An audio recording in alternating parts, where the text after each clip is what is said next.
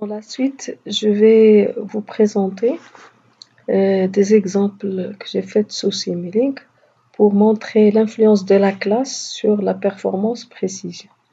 Donc, j'ai considéré le premier exemple, dans le premier exemple, j'ai considéré le cas de régulation, c'est-à-dire je me suis intéressée à l'influence des perturbations et donc j'ai simulé un exemple euh, comme,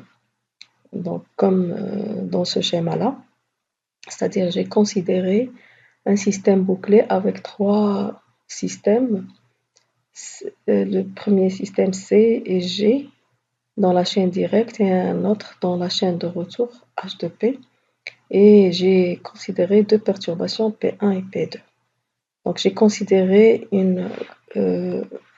pour faire ma simulation, j'ai considéré en fait ces signaux-là, une consigne échelon et deux perturbations aussi échelon, sauf que de perturbations, en fait, j'applique à des instants différents les perturbations pour pouvoir voir l'influence de chaque perturbation sur la sortie du système.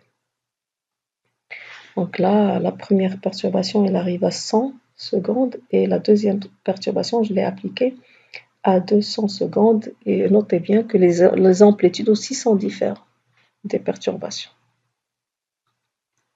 Donc, euh, le premier cas de simulation, j'ai considéré, en fait, j'ai considéré que les perturbations sont nulles et j'ai fait la simulation de telle façon à ce que j'ai ma consigne, ma sortie, elle converge vers la consigne au bout d'un certain moment. Et puis, j'ai considéré un seul pôle nul, c'est-à-dire la classe du système elle est égale à 1. Et la classe du système est égale à 1, mais le pôle nul il se trouve dans la fonction de transfert h de p. Donc, on note bien, donc, après l'application des perturbations, on note bien que la sortie qui est en verte, elle a varié à cet instant-là. Et après le passage d'un certain transitoire, elle s'est stabilisée autour de ce point d'équilibre. Donc, et l'écart entre ce point-là, ce point d'équilibre et la consigne, il constitue l'erreur engendrée par la première perturbation. Notez que cet instant-là correspond au moment de l'application de la première perturbation. Ensuite, on note ici que la sortie, elle a varié à partir de t égale à 200 secondes. Après, elle s'est stabilisée après le passage d'un autre transitoire et la sortie s'est stabilisée autour d'un autre point d'équilibre, d'une autre valeur et la différence entre cette valeur en régime permanent et celle-là donne l'effet ou bien l'erreur engendrée par la deuxième perturbation. Donc, quand on a considéré un seul pôle, mais dans la chaîne de retour, c'est-à-dire après c'est-à-dire après l'emplacement, l'arrivée, le point d'arrivée des deux perturbations, on a l'effet des deux perturbations, on le voit ici, E1 plus E2, c'est-à-dire la sortie en régime permanent euh, euh, avant et après les deux perturbations, l'écart c'est E1 plus E2. Dans la deuxième situation, j'ai considéré qu'on a un pôle nul et ce pôle il est dans G de P.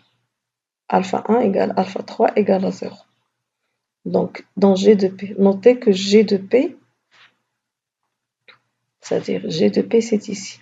Donc, avant la deuxième perturbation, le pôle nul est après la première perturbation. Donc, on voit ici que la première perturbation, elle a engendré la première erreur. Et là, euh, c'est le moment de l'application de la deuxième perturbation. La sortie, elle a varié. Après un transitoire, elle est revenue à l'état où il était avant. C'est-à-dire, donc, on voit très bien que l'emplacement du pôle, le pôle nul dans G de P, a permis de rejeter l'effet de la deuxième perturbation. C'est-à-dire, il y a une influence de la deuxième perturbation, mais cette influence a été annulée par la présence de ce pôle. Par contre, la première perturbation, elle a fait déplacer Y de là à cette valeur, et donc l'erreur, elle est restée quand même euh, constante et différente de 0. Pour le dernier cas, j'ai considéré que le pôle nul, il est dans C2P, c'est-à-dire à l'amont des deux perturbations. Et donc, les résultats de simulation, on voit très bien que la sortie, elle varie à l'instant de l'application de la première perturbation, puis l'effet de donc cette variation, elle disparaît, c'est-à-dire l'effet de cette perturbation a été rejeté. Ensuite, après l'arrivée de la deuxième perturbation, on remarque qu'il y a un changement, il y a un transitoire, puis la sortie revient vers la même valeur et donc l'effet de la deuxième perturbation a été aussi rejeté.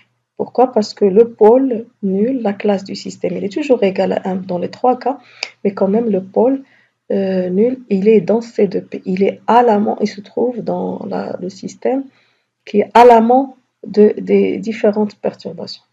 Donc, il ne suffit pas d'avoir un pôle nul, il suffit pas, mais l'emplacement aussi de ce pôle nul ou de cet intégrateur est important quand on a des perturbations.